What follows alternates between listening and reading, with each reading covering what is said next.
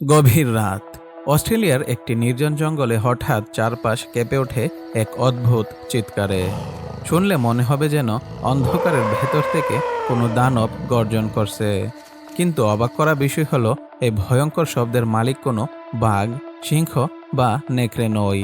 এটি মাত্র একটি মাঝারি আকারের প্রাণী, যার নাম তাসমানিয়ান ডেভিল। পৃথিবীতে এমন অনেক প্রাণী আছে যারা দেখতে ছোট কিন্তু আচরণে অবিশ্বাস্য। আজ আমরা জানব তাসমানিয়ান ডেভিলের গল্প।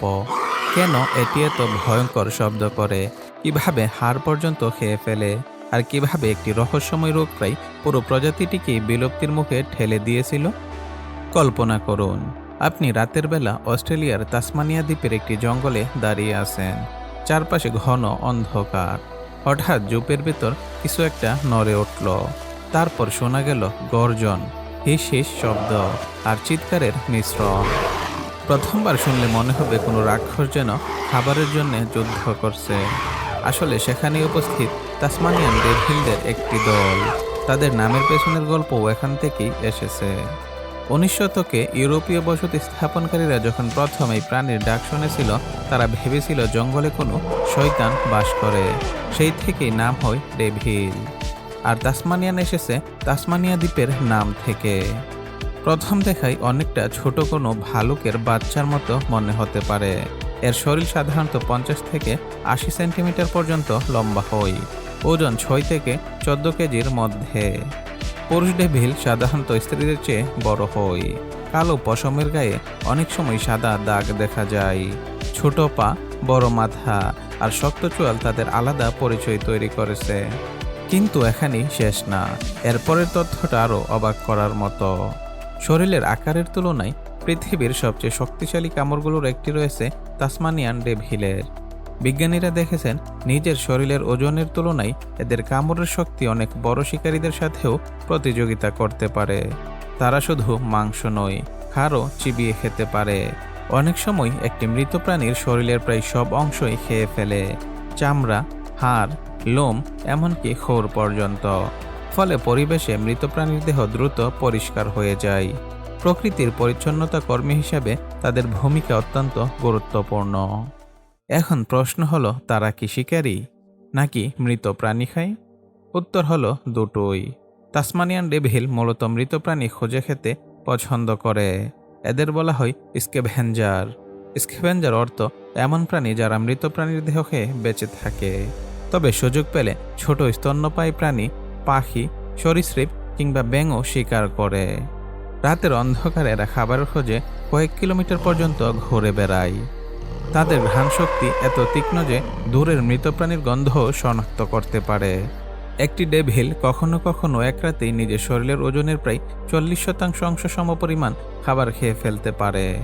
ভাবুন তো, যদি একজন 70 কেজি ওজনের মানুষ একই অনুপাতে খায়, তাহলে তাকে এক বসায় প্রায় 28 কেজি খাবার খেতে হবে। কিন্তু খাবার পাওয়া মাত্রই শুরু হয় আসল নাটক। অনেক সময় এক মৃত প্রাণীর দেহের চারপাশে একসাথে কয়েকটি ডেভিল জড়ো হয়। তারপর শুরু হয় চিৎকার, গর্জন আর ধাক্কাধাক্কি।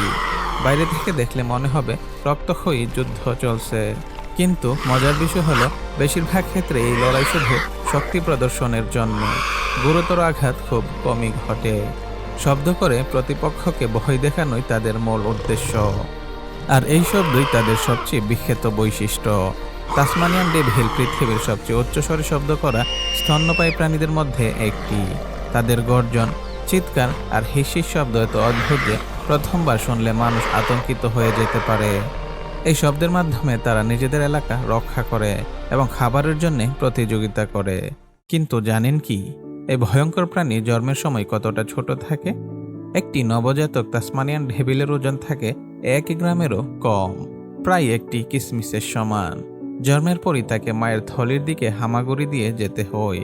হ্যাঁ, তাসমানিয়ান ডেভিল একটি মার্সুপিয়াল, অর্থাৎ থলিধারী স্তন্যপায়ী প্রাণী, যেমন ক্যাঙ্গারু বা কোয়ালা। একসাথে 20টি থেকে 50টি পর্যন্ত বাচ্চা জন্মাতে পারে। কিন্তু সমস্যা হলো, মায়ের থলিতে মাত্র 4টি স্তন থাকে। ফলে যে 4টি বাচ্চা আগে পৌঁছায়, সাধারণত তারাই বেঁচে থাকে, বাকিরা মারা যায়। প্রকৃতির কঠোর বাস্তবতার এটি একটি চমকপ্রদ উদাহরণ। এখন পর্যন্ত সবকিছুই বেশ স্বাভাবিক মনে হতে পারে, কিন্তু 1990-এর দশকে ঘটল এক ভয়ঙ্কর ঘটনা। এক অদ্ভুত রোগ দ্রুত ছড়িয়ে পড়তে শুরু করলো। রোগটির নাম ডেভিল ফেসিয়াল টিউমার ডিজিজ, বাংলায় বলা যায় মুখমণ্ডলের টিউমার রোগ। এই রোগে আক্রান্ত ডেভিলদের মুখে বড় বড় টিউমার তৈরি হয়। ধীরে ধীরে তারা খেতে পারে না, অবশেষে অনাহারে মারা যায়। সবচেয়ে অবাক করার বিষয় হলো এই ক্যান্সার এক প্রাণী থেকে আরেক প্রাণীতে ছড়ায়। সাধারণ ক্যান্সারের ক্ষেত্রে এমনটা দেখা যায় না, কিন্তু তাসমানিয়ান ডেভিলরা খাবার নিয়ে ঝগড়ার সময় একে অপরকে কামড়ায়, আর সেই কামড়ের মাধ্যমে ক্যান্সার কোষ স্থানান্তরিত হয়। ফলাফল ছিল ভয়াবহ। কিছু এলাকায় ডেভিলের সংখ্যা 80%-এরও বেশি কমে যায়। বিজ্ঞানীরা আশঙ্কা করেছিলেন হয়তো একদিন এই প্রাণী পুরোপুরি বিলুপ্ত হয়ে যাবে। কিন্তু গল্প এখানেই শেষ হয় না। এরপরের ঘটনাটা আশার গল্প। অস্ট্রেলিয়ার বিজ্ঞানীরা দ্রুত সংরক্ষণ কর্মসূচি শুরু করেন। সুস্থ ডেভিলদের নিরাপদ এলাকায় নিয়ে যাওয়া হয়।